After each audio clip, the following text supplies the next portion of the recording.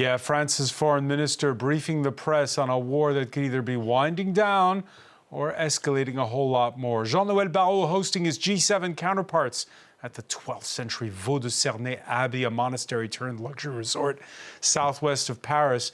And it's actually the G6 right now because the U.S. Secretary of State Marco Rubio instead, on day one, attended a Donald Trump cabinet meeting at the White House. He's in the plane now, on his way to France. And before the arrival of Jean-Noël Barrot's U.S. counterpart, there's brainstorming aplenty inside the picturesque venue of a two-day Group of Seven industrialized nations meeting. Today in the France 24 debate, we're wondering, is it winding down or spinning out of control? With us to talk about it, Vivian Walt, Paris correspondent for Time magazine. Thanks for joining us. Thanks for having me. Dinakar Perry, fellow at the Carnegie India think tank's Security Studies program. Welcome to Paris. Thank you. And Karim Emid Bitar, professor at St. Joseph University of Beirut and the French Political Science Institute, Sciences Po. How are you? Good evening. A reminder that in these perilous times where it's all moving fast, you can always take the time to listen. That's right, listen to the France 24 debate wherever podcasts are streamed. With Marco Rubio not in the room, Karim Bitar, it's all about the things you like to hear at a multilateral event like this one. We'll talk about cooperation, coordination rather than confrontation. Well, only on the surface, because while the official purpose or the hidden purpose of this summit is to narrow differences between the G7 and the United States, the cold hard truth is that there are serious divergences within the G7. You have different strategies, different priorities. To make it easy, I would say that Macron, for example, is pushing for strategic autonomy. He would like to hedge against U.S. unpredictability. Germany remains very close to NATO, needs U.S. security guarantees. They are only worried about the economy. They said it bluntly. They did not condemn, they did not mention international law, but they said our economy is starting to get hurt, so you might have to rethink your misguided foreign policy, but not because it's misguided for Iran or for the rest of the region, for their own economy. Then you have Meloni's Italy is ideologically close to certain aspects of Trumpism. And you have Japan, which is increasingly worried of a U.S. disengagement, particularly vis-à-vis China. So the first dilemma that they will be facing is to show a united front how to deal with Trump. Because when you have to decide how to deal with Trump, you're facing a real problem. Either you normalize him, you use NATO's Mark Rutte strategy, you flatter him, you try to put him at ease, and you risk legitimizing Trump's rejection of multilateralism, because Trump is either a unilateralist or he could engage in bilateral negotiations only if there are immediate quick wins. But he's not a fan of multilateralism. So either you appease Trump or you confront him, and if you confront him, you risk antagonizing the U.S., and he's very capable of unleashing hell not only against Iran, but sometimes against some of his own allies. Some of his remarks about Macron and about other European leaders are very often quite insulting. So this is a dilemma that I hope they try to address before Mark Rubio arrives, how to speak in a unified voice to restore a modicum of multilateralism in a world that has become completely crazy. All right, Donald Trump, not a fan of multilateralism until we heard him airing a grievance earlier in that cabinet meeting, angry with NATO members who've balked at joining an operation that, well, they were left in the dark over until it had actually begun. One thing, we're very disappointed, I'll say it publicly, we're very disappointed with NATO because NATO has done absolutely nothing. I'm so disappointed in NATO because this was a test for NATO. This was a test. You can help us, you don't have to, but if you don't if you don't do that, we're gonna remember. Just remember this in a number of months from now. Remember my statements. We're gonna remember a not so veiled threat there, Vivian Walt. Again, how does this G6 get its ducks in order before Marco Rubio arrives, picking up on what Catherine was saying? The real problem is that Trump is in a bind. Europe's in a bind as well. But Trump is in a bind, having kind of torched all his allies for 15 months. He suddenly is realizing that he might actually need them.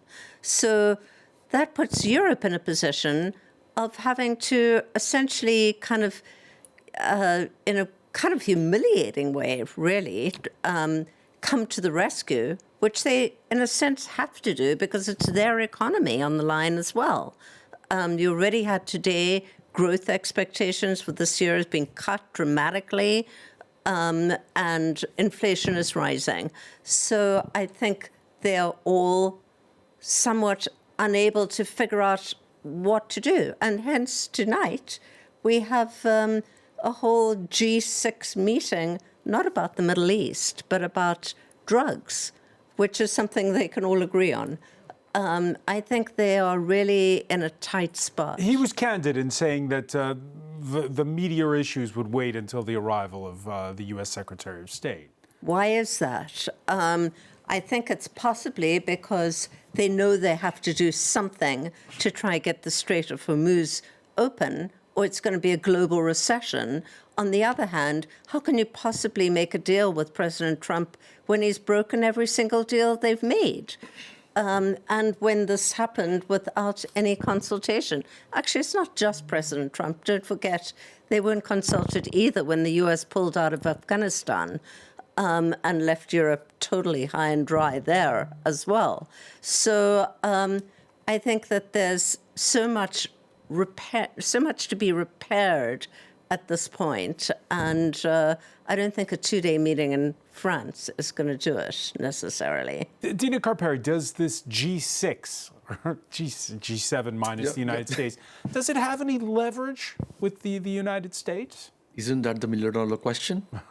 I mean, if anything, to take forward what the professor said, this is an effort to put up a united front and say the multilateral order is still not finished, because we were actually at that phase.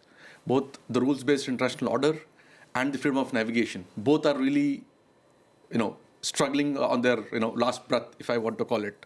Because one is the geopolitical part of it.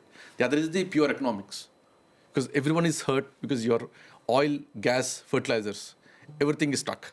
So everyone is trying to find a way out. I mean, Macron's call to, for that coalition of the willing to defensively restore, or preserve navigation is actually a call for that more than anything else, because it is going to, if a few more days, a week more, it's going to pinch literally everyone. And as mentioned, we are looking at this. Will it work? The French president, who stated already last week that, yes, we're going to help, but we want to do it in a UN framework. And you heard the foreign minister there talking about UN peacekeepers reforming that and helping reform the way international aid is distributed. We presume he means through the United Nations.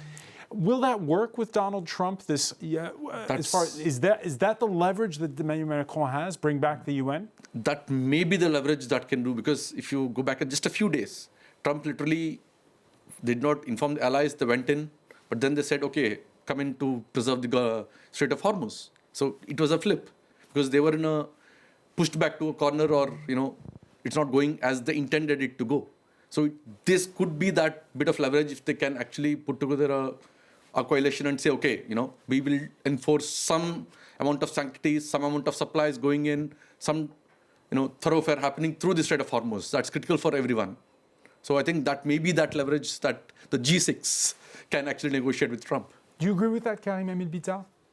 Well, to a certain extent, a couple of years ago, Emmanuel Macron said that NATO was in a deep coma. Today, I think that the United Nations is also in a deep coma, and it will probably not be able to recover.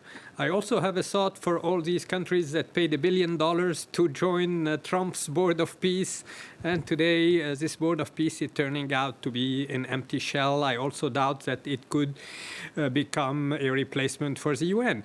So it's a real dilemma. There is no clear roadmap to return to multilateralism. And this is exposing very crudely the fact that these expressions that we were using, the collective West and the global south are completely meaningless. Today, there's no such thing as a collective. So hang on, are you suggesting that it's a dead end trying to have the framework in which you secure the Strait of Hormuz pass through the United Nations Security Council? Now, as our colleague said, you have economic concerns that are still similar. Both the United States and Europe have the same similar concerns because 20% of the world's oil goes through the Strait of Hormuz, and it's fundamental for the entire world's economy. But deep down, if you think of it, we can no longer talk of a cross-Atlantic alliance. The rift between the European Union and the United States has become extraordinarily wide. I do not see how we can rebuild this collective West, and even if we could, I'm not sure it's a good idea because within every country today you But have... again, it's securing the Strait of Hormuz, and as was just said by Dinakar, this is one area.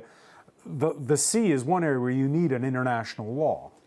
Definitely, but when I hear the French Foreign Minister Jean-Noël Barrot saying France will take the lead in the effort to reopen the Strait of Hormuz, and just a minute earlier he had quoted Charles de Gaulle.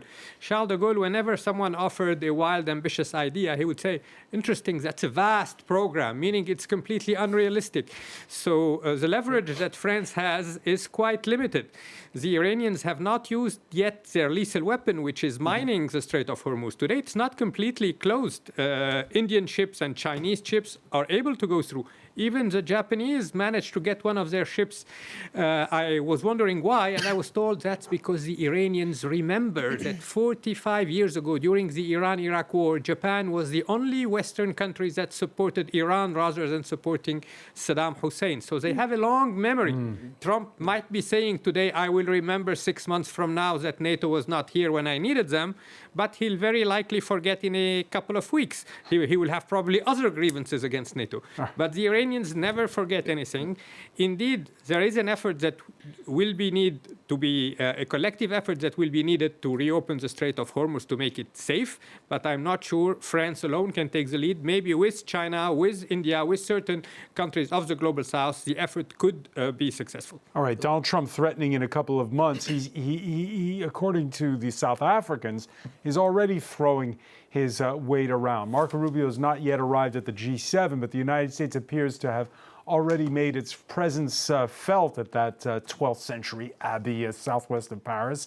South Africa's government stating it had been disinvited from the next June's summit of leaders. This because Donald Trump, it says, threatened to boycott the trip to the French Alps resort of Evian if Cyril Ramaphosa was there.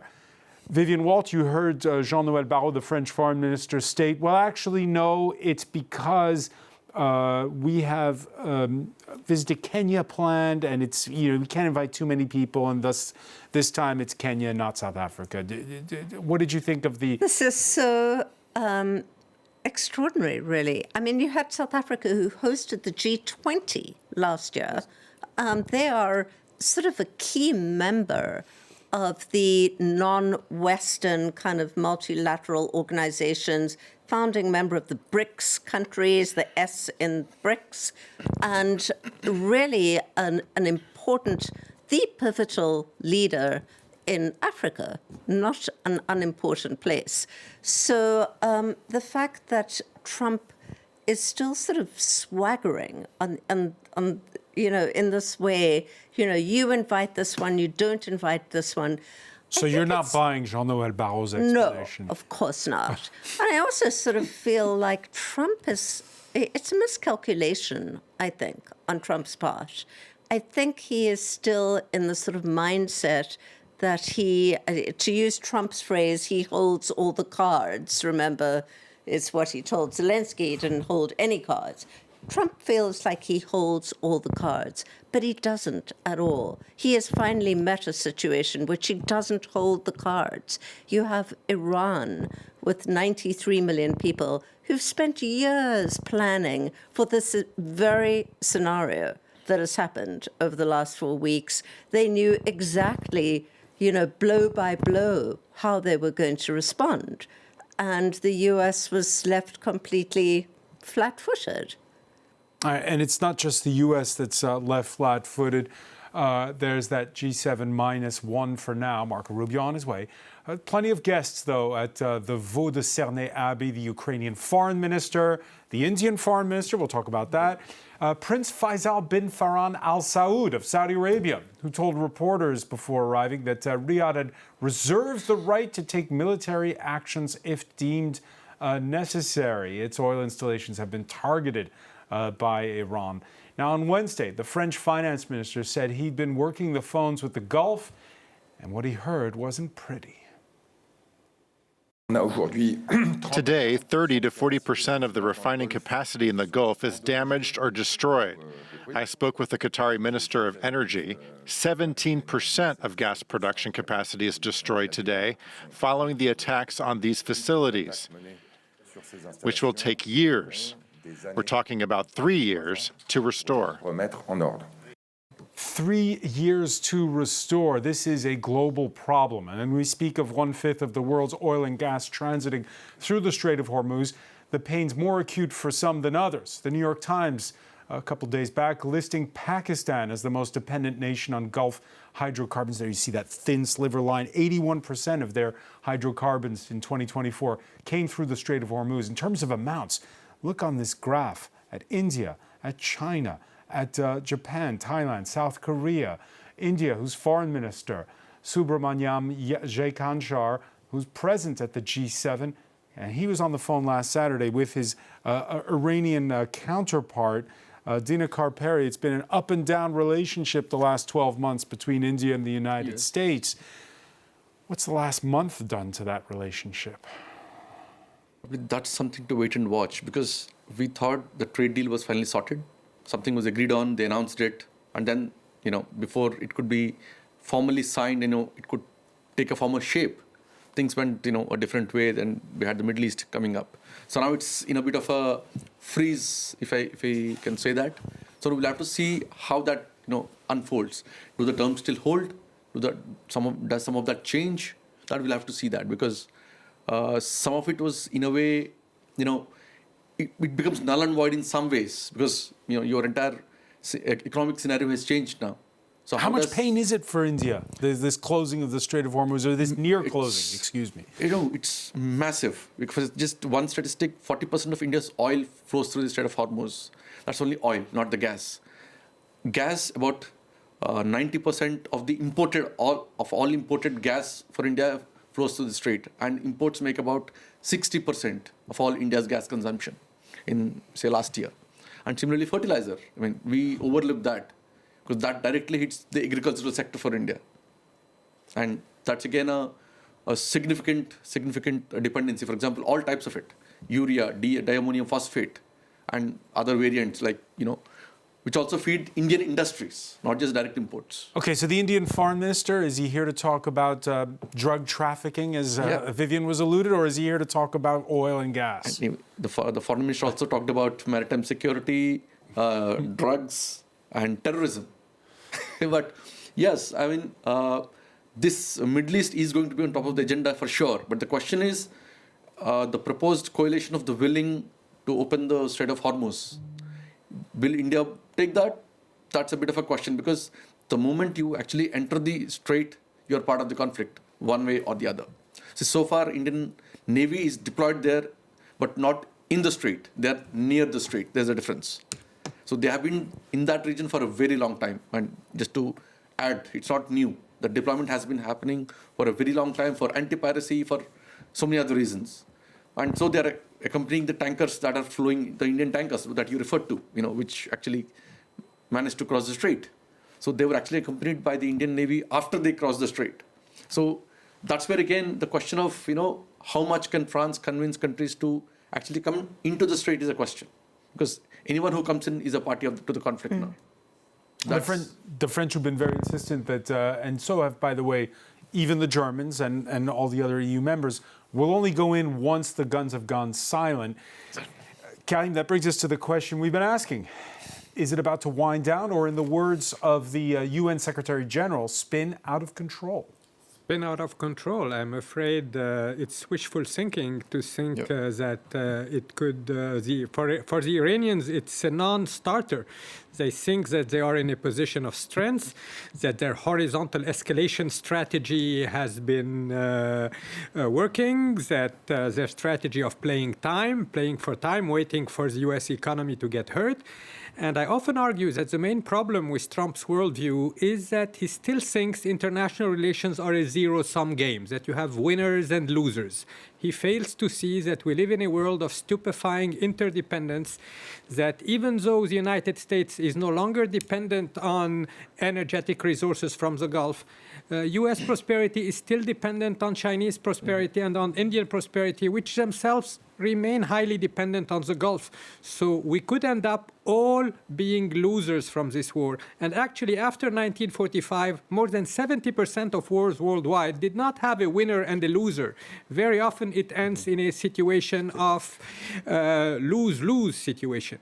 And this is typically what is happening. Iran will get hurt. He might unleash hell. He might end up provoking state collapse. But meanwhile, the US economy and the European economy will also get deeply hurt. Yeah, figures from the Paris-based Organization for Economic Cooperation and Development this Thursday say so far the hardest hit nation in terms of inflation is the United States itself. The price at the pump there has surged to $4 a gallon.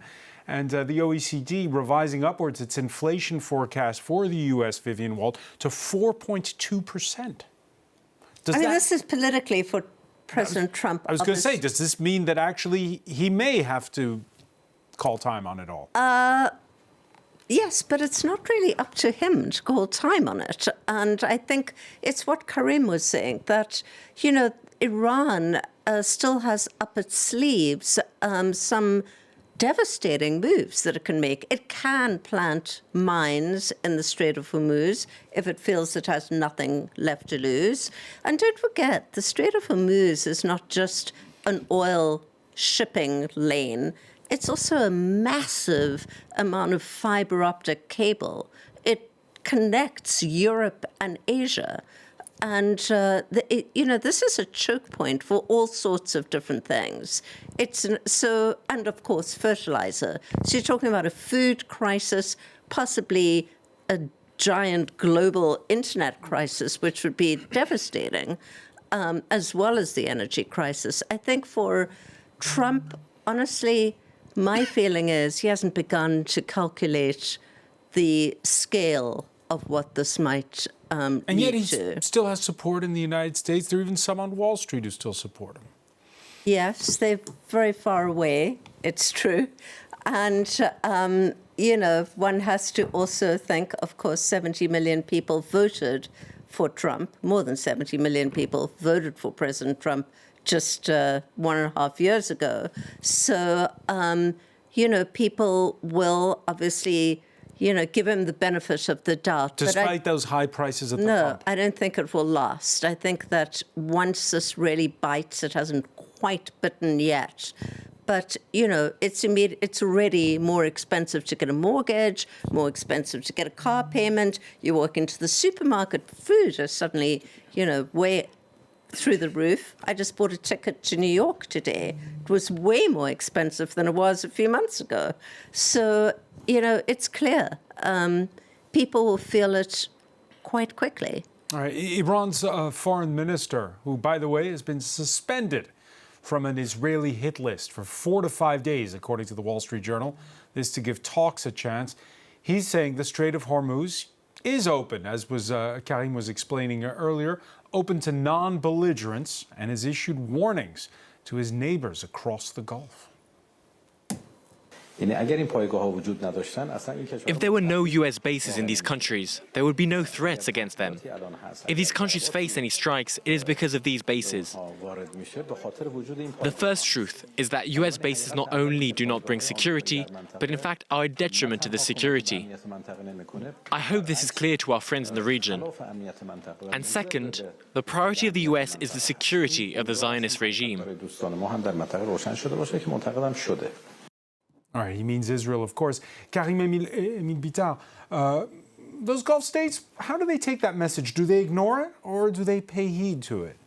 This is a threat as well. They are hearing it very loud. They are upping the ante. In the past few days, we have had hawkish statements from Saudi Foreign Affairs Minister Faisal bin Farhan, from the United Arab Emirates. They already were hurt economically. They lost the confidence, the stability. Their entire business model rests on this trust. So some of them would like the Americans to go all the way. But going all the way could end up destabilizing the entire region.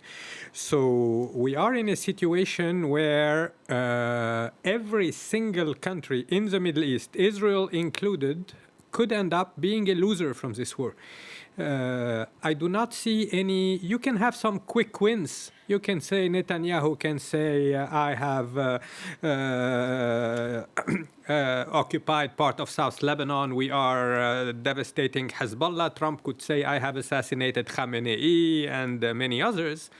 But ultimately, we do not see any end game. When you look at the polls, Trump's constituency remains captive. It's true. The MAGA is sort of a cult. All Republicans support him. But when you look at the polls, independents are turning massively against Trump because of economic issues, because of economic concerns. He was elected to a certain extent on inflation. The price of eggs, allegedly under Biden, was... And yet you said earlier in this conversation that it's too late. It's spun out of control. In the Gulf, it's spun out of control. What could help us is financial markets. It's the last remaining checks and balance in the U.S., the last remaining counterpowers that could lead Donald Trump to rethink and seek an off-ramp, to rethink his strategy, if he has a strategy, and seek an off-ramp. But as you said, so far, Wall Street is not reacting sufficiently. We have some sort of panic, but they still think it's under control. All right, Dinakar Perry, the financial markets, not good old-fashioned diplomacy. Let's talk about diplomacy. It's Pakistan, which is in the driver's seat right now. Why is that? Explain that for our viewers, and what do you think of it? If you see the last 1 year, since, for example, the India-Pakistan conflict in May under Operation Sindoor, Pakistan has been on the right side of Trump, if I can say that.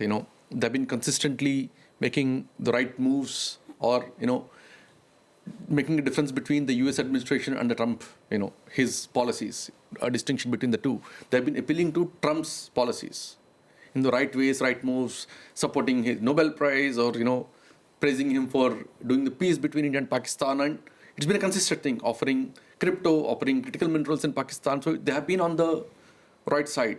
And here again, coming back to the region, the Middle East, again, they have had last few months the Saudi-Pakistan Pact or Pakistan-Turkey engagement. There have been some amount of positive developments for Pakistan coming up there. So putting the two together, it's been a kind of a back-end push in that way. And they're also next door to Iran. Do not forget that. Yeah, they're a neighbor of Iran, historically close to Saudi Arabia. Yes. Are they the right fit for being the ones who can sort of maybe find that exit ramp that is being sought? Let's hope so, but as of now, at least, if you observe the voices coming out, there have been a lot of questions on that as well. So how it shapes up, let's hope so, because for everyone's sake, because again, end of it, as Karim said, it's just a lose-lose situation for everyone at the moment. And if it goes into the next step of escalation, that doesn't, the long-term damage is going to be irreparable. As you just said, 3 to 5 years of energy supply loss for almost 20% loss. So it's only going to multiply very quickly. All right, en route to the region from Japan, the 31st Marine Expedition Unit traveling aboard the USS Tripoli, an amphibious assault ship, 2,200 Marines aboard. That's the same number of U.S. troops are with the 82nd Airborne Army paratroopers. They're also on the way. It could be with an eye to taking Karg Island, where 90% of Iran's oil is loaded onto tankers.